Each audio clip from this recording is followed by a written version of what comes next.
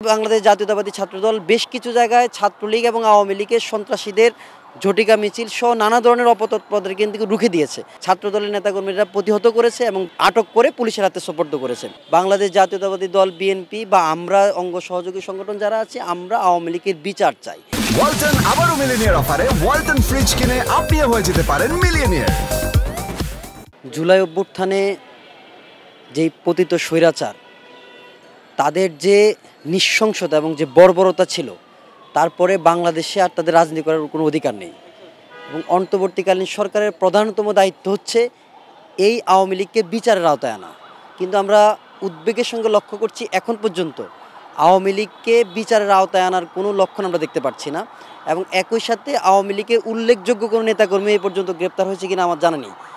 এবং পতিত স্বৈরাচারের প্রধান শেখ হাসিনা ভারতে বসে যেভাবে নানাভাবে তার নেতাকর্মীদেরকে উস্কে দিচ্ছে এবং যেভাবে নানা ধরনের ষড়যন্ত্র করে যাচ্ছে, সেই ষড়যন্ত্র প্রতিহত করার জন্য অন্তর্বর্তীকালীন সরকারের কোনো তৎপরতা আমাদের মধ্যে লক্ষ্য আমরা দেখতে পাচ্ছি না।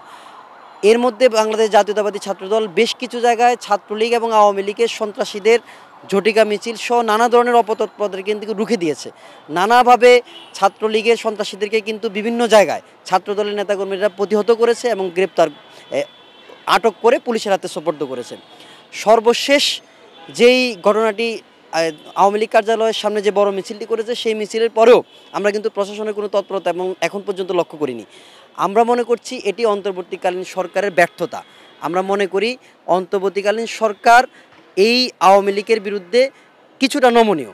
আমরা অন্তর্বর্তীকালীন সরকারের প্রতি আহ্বান থাকবে, তারা আওয়ামী লীগকে দ্রুত সময়ের মধ্যে বিচারের আওতায় আনবে এবং তাদের যে সন্ত্রাসীরা জুলাই অভ্যুত্থানে এদেশের ছাত্র জনতাকে হত্যা করেছে, তাদেরকে গ্রেপ্তার করবে, আইনের আওতায় নিয়ে আসবে। এই অন্তর্বর্তীকালীন সরকারের দায়িত্ব। কিন্তু দেশে যখন কোনো ধরনের নাশকতা হয়, তখন আমরা রাজনৈতিক সংগঠন হিসেবে আমাদের কাছে দায়িত্ব থাকে যে সেই জায়গায় পরিস্থিতি স্থিতিশীল করা। আইনশৃঙ্খলা বাহিনী এখন পর্যন্ত স্বাভাবিক কার্যক্রম করতে পারছে না। সেই ক্ষেত্রে আইনশৃঙ্খলা বাহিনীকে সহায়তার লক্ষ্যেই আমরা রাজপথে আইনশৃঙ্খলা বাহিনীর পাশে থেকে সন্ত্রাসীদেরকে প্রতিহত করছি। আইনশৃঙ্খলা বাহিনীর ব্যর্থতা এটি এই সরকারের ব্যর্থতা এবং সরকারের কোনো না কোনো জায়গায় তো দুর্বলতা আছে। সরকারের কোন জায়গায় দুর্বলতা আছে, অথবা যদি তাদের কাছে আন্তর্জাতিক কোনো প্রেশার থাকে বা পার্শ্ববর্তী দেশ বা অন্য কারো যদি প্রেশার থাকে, সেটাও সরকার জনগণের কাছে স্পষ্ট করা উচিত। সরকার, আপনি দেখেছেন অন্তর্বর্তীকালীন সরকারের প্রধান আওয়ামী লীগ নিষিদ্ধের ব্যাপারে তিনি বলেছেন যে সরকারের কোনো পরিকল্পনা নেই আওয়ামী লীগ নিষিদ্ধের, এবং তাদের অন্যান্য উপদেষ্টারা বলছেন যে রাজনৈতিক দলগুলো চায় না আওয়ামী লীগ নিষিদ্ধ।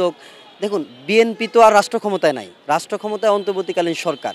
নিষিদ্ধ করবে তারা, করলে তারা করবে, আমাদের তো সেখানে আমরা তো বলিনি যে নিষিদ্ধ করা যাবে না।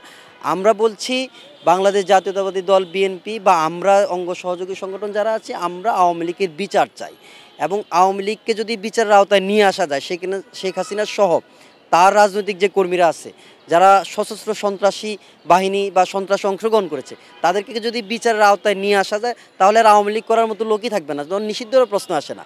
কিন্তু আমরা দেখতে পাচ্ছি তাদেরকে মামলাগুলো পর্যন্ত এখন পর্যন্ত চার্জশিট হয়নি, যে মামলাগুলো জুলাই অভ্যুত্থানে হয়েছে, এবং উল্লেখযোগ্য কোনো আসামিকে গ্রেপ্তার করা হয়নি।